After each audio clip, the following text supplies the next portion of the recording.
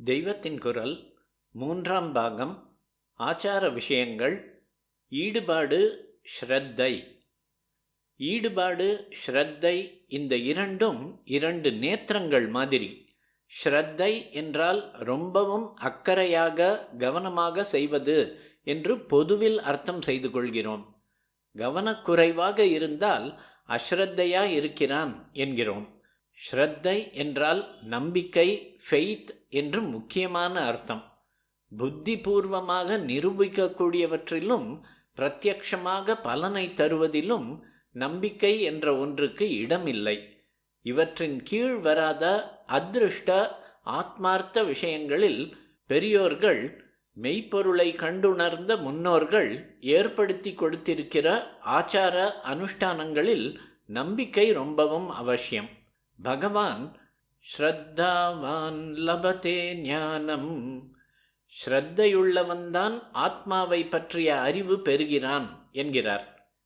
கீதை 4:39.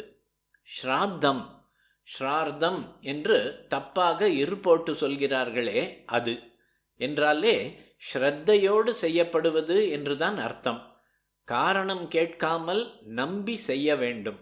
Science படி சரியாய் வருகிறது, மனோ தத்துவத்துக்கு ஏற்றதாய் இருக்கிறது, ஆரோக்கியத்துக்கு உகந்ததாய் இருக்கிறது என்றெல்லாம் காரணம் பார்த்து கொண்டு ஆச்சாரங்களை ஏற்பது என்றால், அநேக ஆச்சாரங்களுக்கு இன்று நாம் உள்ள அறிவு வளர்ச்சி நிலையில் இப்படிப்பட்ட காரணங்களை காட்ட முடியாமலும் இருக்கும்.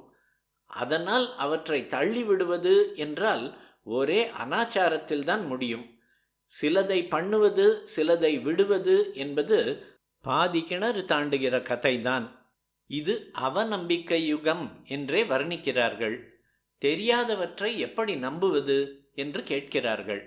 நமக்கு நேராக தெரியாத அதிசூக்ஷ்மமான விஞ்ஞான தத்துவங்களையும் ரிஷிகள் எப்படியோ தெரிந்து வைத்து கொண்டு அநேக ஆச்சாரங்களை ஏற்படுத்தியிருக்கிறார்கள் என்று பார்த்தோம் அல்லவா? இப்போது நாம் வைத்திருக்கும் லபார்டரி கருவிகள் ஆகியன இல்லாமலே இப்படி தெரிந்து கொண்டிருந்தவர்கள்தான், அதாவது மர்மமானதையெல்லாம் தெரிந்து கொள்ள அதீந்திரிய சக்தி பெற்றிருந்தவர்களே தான் நம் விஞ்ஞானத்திலே வராத ஆச்சாரங்களையும் சொல்லி இருக்கிறார்கள் என்பதால் இது நிஜமாயிருப்பதால் அதுவும் நிஜமாகத்தான் இருக்கும் என்று நம்பலாம். ஆச்சாரங்களில் திருஷ்டத்தில் தெரிகிற உண்மையே அதிருஷ்டமும் உண்மையாய்த்தான் இருக்க வேண்டும் என்பதற்கு சாட்சியாயிருக்கிறது. நம்புவதற்கு இன்னொரு காரணம் சொல்கிறேன். சத்தியமே பரம தர்மம் என்று அத்தனை சாஸ்திரங்களும் சொல்கின்றன.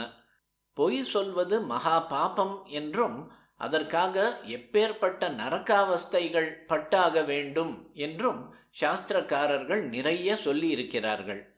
இப்படி சொன்னவர்களே பொய்யாக இது பாவம், இது புண்ணியம் என்று அதிருஷ்டம் என்ற பெயரில் எதையாவது சொல்லி தப்பித்து கொண்டு விடலாம் என்று விதிகளை எழுதி வைத்திருக்க முடியுமா?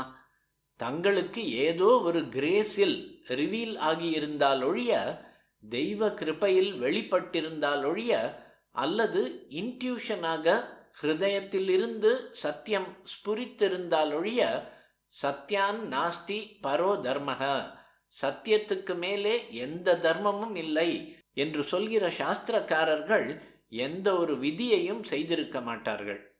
என்னென்னமோ கொஞ்சம் கூட புரியாததாகவும் அநேக சாஸ்திர விதிகள் இருக்கிறதே என்று யோசிக்க கூடாது.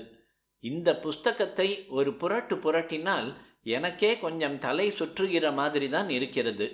குறிப்பு: தர்மசாஸ்திர நூல் எதையோ புரட்டியபடி ஸ்ரீ பெரியவர்கள் இதையும் இனி தொடர்ந்து வருவதையும் சொல்கிறார்கள். நூலின் பெயர் தெரியவில்லை. இதவ்வளவும் செய்கிறது சாத்தியமா என்று இருக்கிறது. நான் மடாதிபதி. ஆச்சாரங்களை அனுஷ்டிக்க எனக்கு வசதி நிறைய உண்டு. நீங்களே வசதி செய்து கொடுத்திருக்கிறீர்கள். எனக்கே முடியுமா என்று இருந்தால் இந்த காலத்தில் டவுன் லைஃபில் மாட்டிக்கொண்டிருக்கிற உங்களை பற்றி என்ன சொல்வது? ஆனாலும் அவரவரும் முடிந்த மட்டும் அட்மோஸ்ட் பிரயத்தனம் பண்ணணும். பாக்கியும் முடியவில்லையே என்று மனசார பச்சாத்தாபப்படணும். ரிட்டையர் ஆனவிட்டாவது இன்னும் எவ்வளவு ஜாஸ்தி பண்ண முடியுமோ அவ்வளவு பண்ணணும் என்று திருட சங்கல்பம், சபதமே பண்ணிக்கொள்ள வேண்டும். அப்போது பரமேஸ்வரன் நாம் சின்சியராக காரியத்தில் அனுஷ்டிக்கிற ஆச்சாரங்களை மட்டும் இல்லாமல் மனசில் சின்சியராக நினைக்கிறதையும் மொத்தத்தில் சாஸ்திரத்தில் நமக்குள்ள ஸ்ரத்தையையும் பார்த்து நம்மை கை தூக்கி விடுவான்.